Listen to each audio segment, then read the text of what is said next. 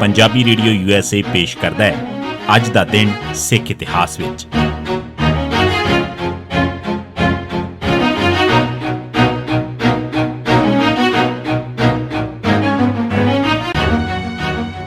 ਸਿੱਖ ਇਤਿਹਾਸ ਦੀਆਂ ਘਟਨਾਵਾਂ 'ਚ 20 ਮਾਰਚ ਦਾ ਦਿਨ 1956 ਸ਼੍ਰੋਮਣੀ ਅਕਾਲੀ ਦਲ ਦੇ MP ਸਰਦਾਰ ਹੁਕਮ ਸਿੰਘ ਭਾਰਤੀ ਲੋਕ ਸਭਾ ਦੇ ਡਿਪਟੀ ਸਪੀਕਰ ਬਣੇ।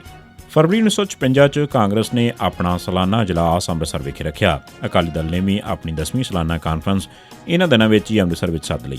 ਉਧਰ ਜਨਸੰਘ ਨੇ ਵੀ ਮਹਾਂ ਪੰਜਾਬ ਦੇ ਹੱਕ ਵਿੱਚ ਕਾਨਫਰੰਸ ਉਹਨਾਂ ਹੀ ਤਰੀਕਾਂ ਤੇ ਰੱਖ ਲਈ। 11 ਫਰਵਰੀ 1956 ਦੇ ਦਿਨ ਅਕਾਲੀ ਕਾਨਫਰੰਸ ਦਾ ਜਲੂਸ ਨਿਕਲਿਆ। ਅਕਾਲੀ ਦਲ ਨੇ 3 ਲੱਖ ਲੋਕਾਂ ਦੀ ਸ਼ਮੂਲੀਅਤ ਦੀ ਉਮੀਦ ਕੀਤੀ ਸੀ, ਪਰ ਇਸ ਜਲੂਸ 'ਚ 5 ਲੱਖ ਤੋਂ ਵੱਧ ਸਿੱਖ ਸ਼ਾਮਲ ਹੋਏ ਤੇ ਅਗਲੇ ਦਿਨ ਦੀ ਕਨਵੈਨਸ਼ਨ 'ਚ 8 ਤੋਂ 10 ਲੱਖ ਤੱਕ ਸਿੱਖ ਸ਼ਾਮਲ ਹੋਏ। ਇਸ 6 ਮੀਲ ਲੰਮੇ ਜਲੂਸ ਦੀ ਖਾਸ ਗੱਲ ਇਹ ਸੀ ਕਿ ਜਦੋਂ ਇਸ ਜਲੂਸ ਦਾ ਪਹਿਲਾ ਸਿਰਾ ਆਪਣੀ ਮੰਜ਼ਿਲ ਤੇ ਪਹੁੰਚ ਚੁੱਕਾ ਸੀ ਤਾਂ ਵੀ ਜਲੂਸ ਦਾ ਆਖਰੀ ਸਿਰਾ ਆਪਣੀ ਚੱਲਣ ਵਾਲੀ ਥਾਂ ਤੇ ਖੜਾ ਸੀ, ਯਾਨੀ 6 ਮੀਲ ਤੱਕ ਸਿੱਖ ਹੀ ਸਿੱਖ ਫੈਲੇ ਹੋਏ ਸਨ। ਦੂਜੇ ਪਾਸੇ ਮਹਾਂ ਪੰਜਾਬ ਦੇ ਮਹਾਸ਼ਿਆਂ ਦੇ ਜਲੂਸ 'ਚ ਸਿਰਫ 70,000 ਹਿੰਦੂ ਸ਼ਾਮਲ ਹੋਏ। ਇਸ ਵਿੱਚ ਕਾਂਗਰਸੀ MLA ਖੇਮ ਸਿੰਘ ਤੁੰਗ ਅਤੇ ਪਹਾੜੇ ਤੇ ਲਿਆਂਦੇ ਹੋਏ ਜੀਵਨ ਸਿੰਘ ਮਜ਼੍ਹਬੀ ਦਲ ਦੇ 2000 ਮਜ਼੍ਹਬੀ ਸਿੱਖ ਵੀ ਸ਼ਾਮਲ ਸਨ। ਸ਼੍ਰੋਮਣੀ ਅਕਾਲੀ ਦਲ ਦੇ ਜਲਸੇ 'ਚ 10 ਲੱਖ ਸਿੰਘਾਂ ਦੇ ਮੁਕਾਬਲੇ 'ਚ ਜਨਸੰਘੀਆਂ ਦੇ ਕਾਂਗਰਸੀ ਇਕੱਠ ਬੜੇ ਫਿੱਕੇ ਜਾਪਦੇ ਸਨ। ਇਸ ਕਾਨਫਰੰਸ ਨੇ ਇਹ ਸਾਬਤ ਕਰ ਦਿੱਤਾ ਸੀ ਕਿ ਸਿੱਖ ਭਾਰਤ 'ਚ ਦੁਖੀ ਨੇ, ਸਿੱਖ ਪੰਜਾਬੀ ਸੂਬੇ ਲਈ ਇਕਜੁੱਟ ਨੇ, ਸਿੱਖਾਂ ਦੇ ਨੁਮਾਇੰਦੇ ਅਕਾਲੀ ਹੀ ਨੇ ਤੇ ਮਾਸਟਰ ਤਾਰਾ ਸਿੰਘ ਹੀ ਅਕਾਲੀ ਦਲ ਦੇ ਇੱਕੋ ਇੱਕ ਆਗੂ ਨੇ। ਇਸ ਕਾਨਫਰੰਸ ਨੇ ਪੰਜਾਬੀ ਸੂਬੇ ਦੀ ਕਾਇਮੀ ਦੀ ਮੰਗ ਕੀਤੀ। ਇੱਕ ਹੋਰ ਮਤੇ ਰਾਹੀਂ ਸਿੱਖਾਂ ਨਾਲ ਕੀਤੇ ਜਾ ਰਹੇ ਵਿਤਕਰੇ ਦੀ ਨਿੰਦਾ ਕੀਤੀ ਗਈ। ਜਵਾਹਰ ਲਾਲ ਨਹਿਰੂ ਤੇ ਹੋਰ ਕਾਂਗਰਸੀ ਇਸ ਸਿੱਖ ਅਕਾਲੀ ਤਾਕਤ ਨੂੰ ਵੇਖ ਕੇ ਘਬਰਾ ਗਏ। ਹੈ ਵੀ ਠੀਕ ਸੀ, ਕੁੱਲ 60 ਲੱਖ ਸਿੱਖਾਂ 'ਚੋਂ ਜੇ ਬੱਚੇ, ਬਜ਼ੁਰਗ ਤੇ ਔਰਤਾਂ ਕੱਢ ਦਿੱਤੀਆਂ ਜਾਣ ਤਾਂ ਵੀ 20 ਲੱਖ ਸਿੱਖ ਹੀ ਬਚਦੇ ਸਨ। ਇਨ੍ਹਾਂ 'ਚੋਂ 10 ਲੱਖ ਸਿੱਖ ਅਕਾਲੀ ਦਲ ਦੀ ਕਾਨਫਰੰਸ 'ਚ ਹਾਜ਼ਰ ਸਨ। ਇਸ ਹਾਲਤ 'ਚ ਕਾਂਗਰਸ ਨੇ ਸਿੱਖਾਂ ਨੂੰ ਚੁੱਪ ਕਰਾਉਣ ਵਾਸਤੇ ਬਲਦੇਵ ਸਿੰਘ ਰਾਹੀਂ ਪੰਜਾਬ ਨੂੰ 3 ਜ਼ੋਨਾਂ 'ਚ ਵੰਡਣ ਦਾ ਫਾਰਮੂਲਾ ਪੇਸ਼ ਕੀਤਾ, ਪਰ ਅਕਾਲੀ ਦਲ ਨੇ ਇਸ ਨੂੰ ਨਾਮਨਜ਼ੂਰ ਕਰ ਦਿੱਤਾ। ਇਸ ਮਗਰੋਂ ਵੀ ਦਲ ਅਤੇ ਕਾਂਗਰਸ 'ਚ ਗੱਲਬਾਤ ਹੁੰਦੀ ਰਹੀ, ਪਰ ਕੋਈ ਨਤੀਜਾ ਨਾ ਨਿਕਲਿਆ। ਮਾਰਚ 1956 'ਚ ਸਰਕਾਰ ਨੇ ਰੀਜਨਲ ਫਾਰਮੂਲਾ ਪੇਸ਼ ਕੀਤਾ। ਇਸ ਮੁਤਾਬਕ ਪੰਜਾਬ ਅਤੇ ਪੈਪਸੂ ਨੂੰ ਇੱਕ ਕਰਨ ਅਤੇ ਇਸ ਦੇ 2 ਜ਼ੋਨ ਬਣਾਉਣ ਦਾ ਫੈਸਲਾ ਹੋਇਆ। ਹਿਮਾਚਲ ਪ੍ਰਦੇਸ਼ ਵੱਖਰਾ ਹੋਣਾ ਸੀ ਤੇ ਪੰਜਾਬ 'ਚ ਪੰਜਾਬੀ ਜ਼ੋਨ ਤੇ ਹਿੰਦੀ ਜ਼ੋਨ ਦੇ 2 ਹਿੱਸੇ ਹੋਣੇ ਸਨ। ਇਸ ਵਿੱਚ ਵੱਖ-ਵੱਖ 2 ਰੀਜਨਲ ਕੌਂਸਲਾਂ ਹੋਣੀਆਂ ਸਨ। ਇਨ੍ਹਾਂ ਕੌਂਸਲਾਂ ਨੂੰ ਲਾਅ ਐਂਡ ਆਰਡਰ, ਟੈਕਸ ਅਤੇ ਫਾਈਨੈਂਸ ਤੋਂ ਬਿਨਾਂ ਬਾਕੀ ਸਾਰੇ ਹੱਕ ਹੋਣੇ ਸਨ। ਇਨ੍ਹਾਂ ਦੇ ਫੈਸਲੇ ਵਜ਼ਾਰਤ ਤੇ ਲਾਗੂ ਹੋਣੇ ਸਨ। ਆਪਸੀ ਝਗੜਾ ਹੋਣ ਦੀ ਸੂਰਤ ਵਿੱਚ ਗਵਰਨਰ ਦਾ ਫੈਸਲਾ ਆਖਰੀ ਹੋਣਾ ਸੀ। ਪੰਜਾਬੀ ਖਿੱਤੇ ਦੀ ਬੋਲੀ ਪੰਜਾਬੀ ਯਾਨੀ ਗੁਰਮੁਖੀ ਲਿਪੀ ਵਿੱਚ ਮੰਨੀ ਗਈ। ਪੈਪਸੂ ਵਿੱਚ ਪੰਜਾਬੀ ਜ਼ੋਨ 'ਚ ਪੰਜਾਬੀ ਫਾਰਮੂਲਾ ਤੇ ਹਿੰਦੀ ਜ਼ੋਨ ਉੱਤੇ ਸੱਚਰ ਫਾਰਮੂਲਾ ਲਾਗੂ ਹੋਣਾ ਮੰਨਿਆ ਗਿਆ। ਇਸ ਫਾਰਮੂਲੇ 'ਚ ਵੀ ਕਈ ਗੱਲਾਂ ਸਨ ਜਿਹੜੀਆਂ ਸ਼ੱਕ ਵਾਲੀਆਂ ਸਨ। ਇਸ ਕਰਕੇ ਮਾਸਟਰ ਤਾਰਾ ਸਿੰਘ ਇਸ ਨੂੰ ਮੰਨਣ ਲਈ ਤਿਆਰ ਨਹੀਂ ਸਨ। ਕਰਤਾਰ ਸਿੰਘ ਦੀਵਾਨਾ ਤੇ ਭੁਪਿੰਦਰ ਸਿੰਘ ਮਾਨ ਨੇ ਵੀ ਇਸ ਦੀ ਹਮਾਇਤ ਨਾ ਕੀਤੀ। ਹੁਕਮ ਸਿੰਘ ਗਿਆਨੀ, ਕਰਤਾਰ ਸਿੰਘ ਤੇ ਗਿਆਨ ਸਿੰਘ ਰਾੜੇਵਾਲਾ ਇਸ ਫਾਰਮੂਲੇ ਨੂੰ ਸਭ ਤੋਂ ਪਹਿਲਾਂ ਮੰਨਣ ਵਾਲੇ ਸਨ। ਅਜੀਤ ਸਿੰਘ ਸਰਹੱਦੀ ਮੁਤਾਬਕ ਇਹ ਫਾਰਮੂਲਾ ਸ਼ਾਇਦ ਹੁਕਮ ਸਿੰਘ ਦੇ ਦਿਮਾਗ ਦੀ ਕਾਢ ਸੀ।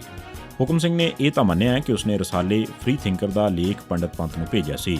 ਸਰੂਪ ਸਿੰਘ, ਜੋ ਕਿ ਬਾਅਦ ਵਿੱਚ ਅਕਾਲੀ MLA ਬਣੇ, ਨੇ ਤਾਂ ਇਹ ਵੀ ਕਿਹਾ ਸੀ ਕਿ ਇਹ ਲੇਖ ਹੁਕਮ ਸਿੰਘ ਨੇ ਆਪ ਲਿਖ ਕੇ ਆਪਣੇ ਨਾਮ ਤੋਂ ਬਿਨਾਂ ਛਪਾਇਆ ਸੀ।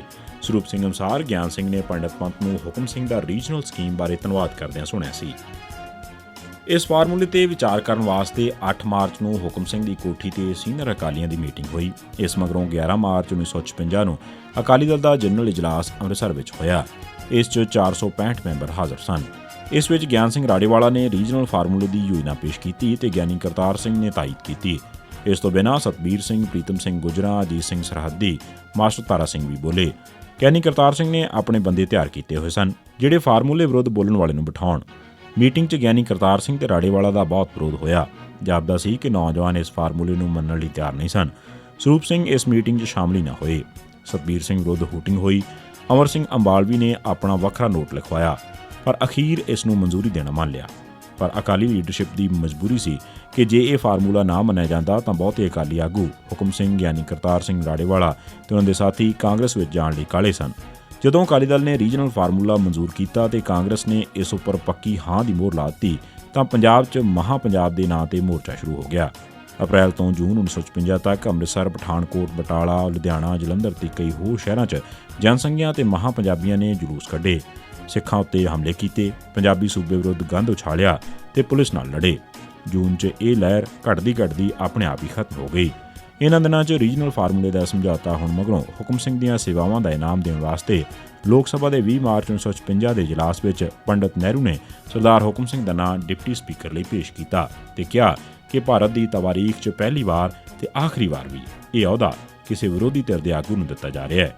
ਉਂਝ ਉਸ ਤੋਂ ਸਿਰਫ 4 ਸਾਲ ਪਹਿਲਾਂ ਹੀ ਉਹੀ ਹੁਕਮ ਸਿੰਘ ਨਹਿਰੂ ਨੂੰ ਆਪਣੇ ਪਰਚੇ 'ਚ ਹਿੰਦੂ ਸ਼ਾਹ ਨਵਾਜ਼ ਦਾ ਗੁਰੂ ਘੰਟਾਲ, ਜ਼ਾਲਮ ਗੋਇਬਲਜ਼ ਵਰਗਾ ਝੂਠਾ, ਧੋਖੇਬਾਜ਼, ਦਗਾ ਦੇਣ ਵਾਲਾ ਤੇ ਦੋਗਲਾ ਕਹਿ ਚੁੱਕਾ ਸੀ। 20 ਮਾਰਚ 1990 ਦੇ ਦਿਨ ਪੁਲਿਸ ਨੇ ਬਸੇਸਰ ਸਿੰਘ ਬੱਬਰ ਵਾਸੀ ਲੋਹਾਰੀ ਕਲਾਂ ਪਟਿਆਲਾ, ਸੰਤ ਸਿੰਘ ਵਾਸੀ ਗੀਗੇ ਮਾਜਰਾ ਤੇ ਭੁਪਿੰਦਰ ਸਿੰਘ ਪਾਲੀ ਵਾਸੀ ਮੋਹਾਲੀ ਨੂੰ ਨਕਲੀ ਮੁਕਾਬਲੇ ਸ਼ਹੀਦ ਕੀਤਾ। 20 ਮਾਰਚ 1992 ਦੇ ਦਿਨ ਪੁਲਿਸ ਨੇ ਮਨਜੀਤ ਸਿੰਘ ਵਾਸੀ ਬਸਰੋਹੀ ਹੁਸ਼ਿਆਰਪੁਰ, ਸੁਰਿੰਦਰ ਸਿੰਘ ਛਿੰਦਾ ਵਾਸੀ ਚੰਨਚੱਕ ਅੰਮ੍ਰਿਤਸਰ ਤੇ ਹੋਰ 18 ਸਿੱਖਾਂ ਨੂੰ ਨਕਲੀ ਮੁਕਾਬਲਿਆਂ ਸ਼ਹੀਦ ਕੀਤਾ। ਇਹ ਸੀ ਸਿੱਖ ਇਤਿਹਾਸ ਦੀਆਂ ਘਟਨਾਵਾਂ 'ਚ 20 ਮਾਰਚ ਦਾ ਦਿਨ।